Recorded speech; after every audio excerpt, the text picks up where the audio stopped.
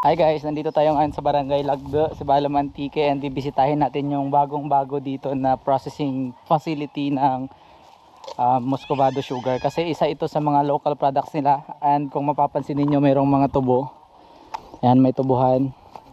And then, bagong-bago pa yan yung kanilang facility kasi ayon sa isang kasama namin, noong December lang daw ito binuksan and January pa lang ngayon. So, more or less 1 month pa lang. So titingnan natin kung paano nila pinaprocess yung sugarcane dito into Muscovado.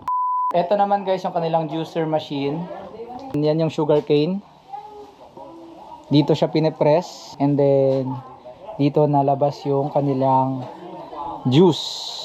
And syempre after nyan dyan, ita-transfer nila dun sa kabila yung primera hanggang quinta na mga pan, wherein iba-iba probably yung temperature ng pagluluto hanggang sa yun nga makarating doon sa may parang pool table wherein doon ihahalo yung Muscovado sugar hanggang sa maging tuyo na siya perfectly or completely.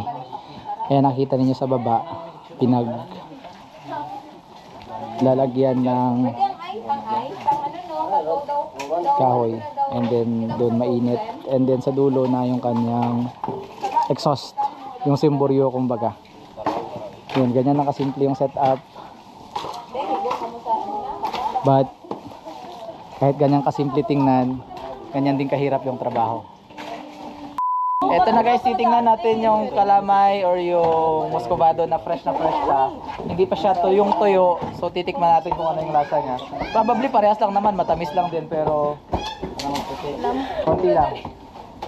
Ito.